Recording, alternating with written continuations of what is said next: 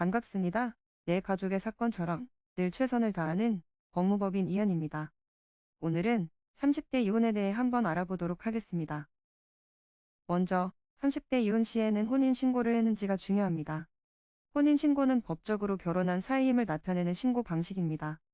과거에는 결혼식과 동시에 신고했지만 요즘에는 여러 가지 이유로 1년 이상 뒤로 미루기도 하는데요. 혼인신고 전이라면 헤어지면서 법적으로 정리할 만한 부분은 없습니다. 다만 이럴 때는 서로가 어떻게 헤어질 것인지가 중요한데요. 양측이 성격 차이 등으로 인해서 헤어진다고 하면 각자가 가지고 왔던 재산을 그대로 회수하면 됩니다.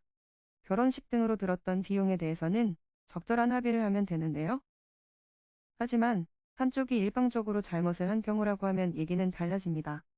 이때는 사실혼 관계에 따라 이혼을 해야 할 수 있는데요.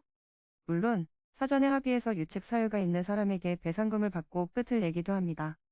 서류상으로 깔끔하게 마무리 짓고 싶다면 되도록 협의하는 게 좋습니다. 다음으로 30대 이혼 시에는 방법에 대해서 고민해야 하는데요. 나이가 어리다고 해서 헤어지는데 다른 점이 있는 건 아닙니다. 하지만 협의, 재판, 조정을 두고 어떤 방법을 선택할 건지는 고민해 보시는 게 좋습니다. 나이가 젊다 보니 크게 문제가 없다면 협의를 통해 30대 이혼을 진행하는 게 가장 좋은데요. 별다른 분쟁 사항이 없을 때 조용하게 마무리 짓기 위한 방법입니다. 이때 주의할 점은 재산 분할과 관련된 부분인데요. 여기에서 확실한 법적인 처분을 받아야 합니다. 그렇지 않고 애매모호한 단어들로 협의하다가 추후에 다시 소송을 해야 할 수 있습니다. 신속하게 변호사를 통해 협의 내용을 확인하고 조처해야 하는 이유입니다. 만약 배우자 쪽에 유책 사유가 있다면 재판으로 끝을 내야 하는데요.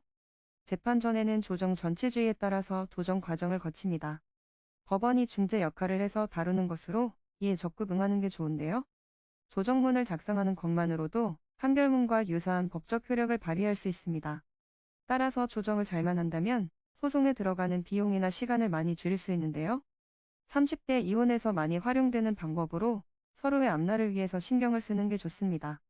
하지만 이것으로도 처리하기가 어렵다면 재판으로 끝을 내는 게 좋습니다. 마지막으로 자녀 문제에 관해 확인을 해보셔야 하는데요. 양육권을 누가 가지고 올 것인지가 중요합니다. 30대 이혼에서 많이 다투는 사안 중 하나인데요.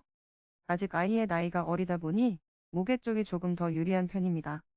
다만 자녀의 복리를 위해서는 오히려 아버지가 더 낫다고 판단될 여지도 충분합니다. 미리 준비를 잘해서 어떻게 양육권을 결정할 것인지 확인하는 게 좋습니다. 법으로 양육비에 대한 부분도 체크해야 하는데요.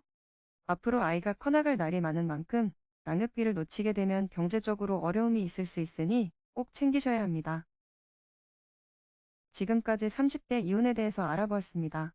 30대 이혼으로 문제가 생기신 분들 저희 법무법인 이현으로 연락 주시기 바랍니다. 보다 정확한 상담을 위해 전국 전 지역 상담 접수를 먼저 실시하오니 해당 화면에 보이는 번호로 먼저 연락을 주시면 친절한 안내 도와드리도록 하겠습니다. 감사합니다.